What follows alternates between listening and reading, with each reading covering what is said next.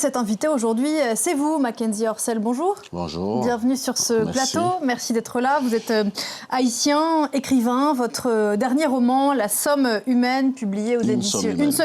Une somme humaine, publiée aux éditions Rivage, a fait de vous l'un des finalistes du prestigieux prix Goncourt. On va y revenir dans un instant. Quelques mots pour commencer, si vous le voulez bien, sur votre pays natal, Haïti, qui est, selon l'ONU, dans une situation désespérée, qui traverse une crise, dit-on, protéiforme, une impasse politique depuis l'assassinat du président Jovenel Moïse, une crise humanitaire, une crise sécuritaire.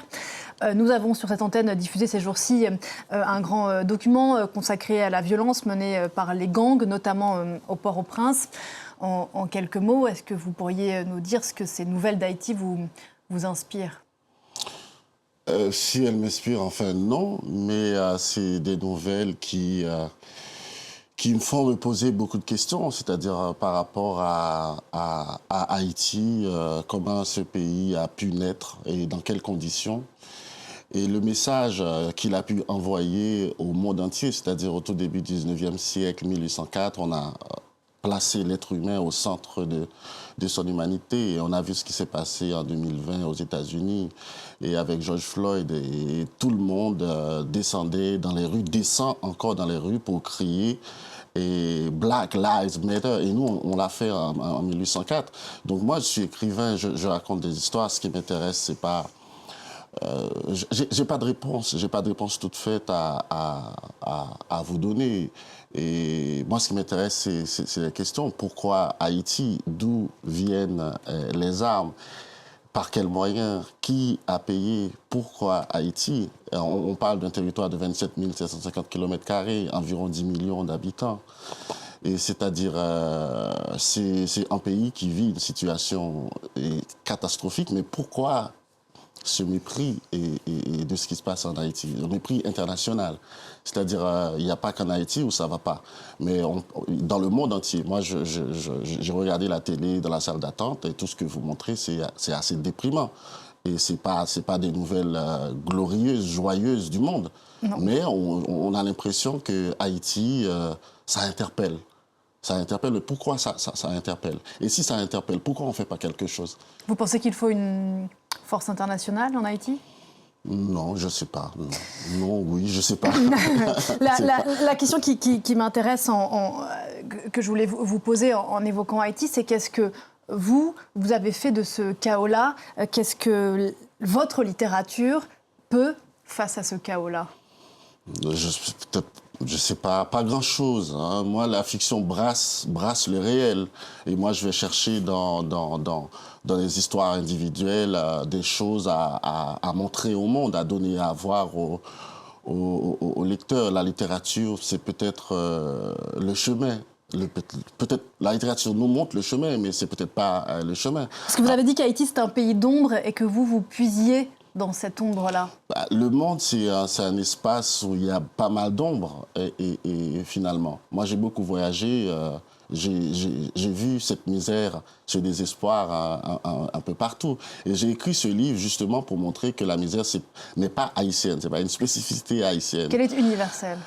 La misère est partout. J'ai raconté, enfin, ma narratrice rapporte l'histoire du jeune Malien là, qui est arrivé à Paris avec ses deux frères à Clichy-sous-Bois. Et à travers son récit, on découvre toutes les péripéties de l'immigration. Je pense que ce jeune homme a pu lire sur le visage des agents de la préfecture et cette phrase « Retourne en Afrique », pas dans l'hémicycle, mais je crois qu'il l'a vu.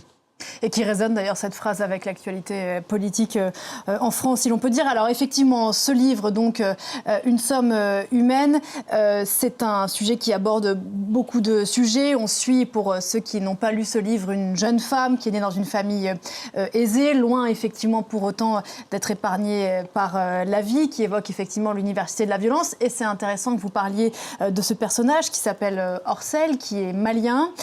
Il m'intéresse parce qu'il dit, il pose la question de ce qu'on fait de là d'où on vient. Je voulais lire un extrait de ce qu'il dit sur un pays qui fait peut-être écho à vos origines haïtiennes. C'est fou un pays, et je le sais, jamais je n'oublierai la terre où se reposent mes ancêtres, ce que j'ai été, ce que je suis en fait, pourquoi il n'a pas su se protéger, mon pays, sans donner les moyens, se battre, résister. Quel pays se laisse vider de son sang, de sa terre, de sa mère, de son souffle, de ses enfants, de son avenir, de ce qu'il faut pour être debout, avancer, grandir. Quel pays se contente d'être une tombe?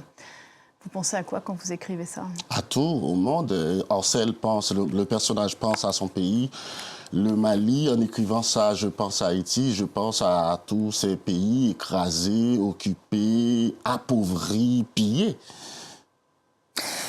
Faire parler ceux qui ne sont plus, c'est aussi le sujet de ce livre. On suit cette jeune femme. L'histoire, en réalité, commence par la fin, car après avoir tenté de se détacher de son destin, d'une certaine façon, elle commence par se suicider. Et c'est d'outre-tombe, d'une certaine façon, qu'elle refait, qu'elle retisse le fil de sa vie.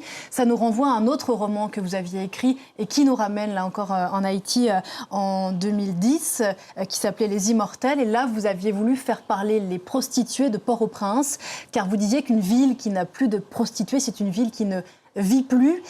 D'où vous vient cette envie toujours de ramener les gens qui ne sont plus, par l'écriture, à la vie? C'est une façon d'annuler la mort, hein.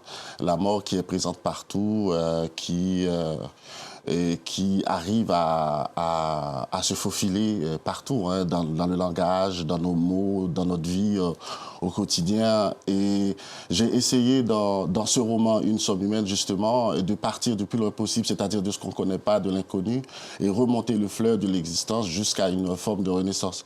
Et justement, le roman s'ouvre sur une porte claquée. Cette femme qui quitte la vie parce qu'elle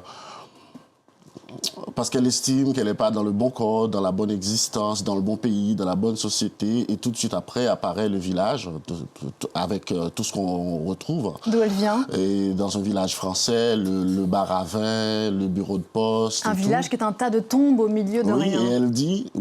Et elle dit qu'elle a grandi parmi les animaux les plus féroces du monde. Et sauf sa grand-mère qui lui caresse les cheveux en lui racontant des histoires. Mais cette grand-mère, elle est mourante. Elle s'est fait violer par son oncle, par cet oncle monstrueux et pédophile. Et elle va raconter l'histoire à sa mère qui lui dit, en fait, non. Et tu mens. Sa mère est complètement dans le déni. Et tu mens et tout. Et après, on lui dit d'aller voir le curé du village qui essaie de lui effacer sa mémoire.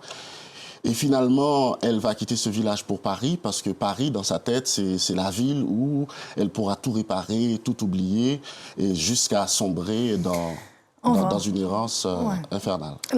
Une somme humaine, c'est le deuxième volet d'une trilogie qui va donc comporter, comme son nom l'indique, 3. Bien sûr, dans le premier volet qui s'appelle L'ombre animale, vous faisiez aussi parler une femme. À quel cheminement d'écrivain correspond ce choix de faire parler des femmes? On le retrouve beaucoup dans votre œuvre. Je pense que c'est une façon de rendre hommage à ma mère qui m'a toujours raconté des histoires, et à chaque fois elle racontait des histoires de celles et ceux qui ne sont plus là.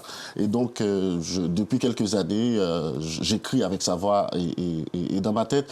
Et puis mon projet, c'est à la fois très simple et complexe. J'essaie de tracer un triangle en partant d'Haïti jusqu'aux États-Unis. Et Une somme humaine, c'est le pardon français. Et j'essaie de questionner ce triangle symboliquement et historiquement.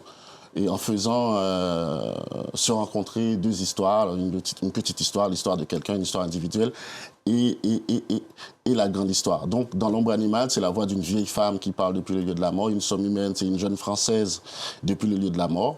Et dans le dernier volet, aux États-Unis, ça va être la voix d'une jeune afro-américaine. Donc, trois pays, 3 figures de femmes de 3 générations différentes. Il y a un travail sur la langue, évidemment, qui explique en partie, j'imagine, le cheminement de ce livre. On l'a dit, qui vous a emmené aux portes du Goncourt. Et puis sur la forme, il faut le dire, c'est un livre qui fait 600 pages, dans lequel il n'y a aucune majuscule et aucun point, en tout cas aucun point final. Qu'est-ce que vous vouliez faire avec ça? Est-ce que d'une certaine façon, c'est une liberté que vous donnez au lecteur de choisir le rythme, la mélodie avec laquelle il souhaite lire votre livre? Oui, absolument. Un livre, c'est une proposition, c'est une invitation c'est une invitation à voir quelque chose d'autre. Hein.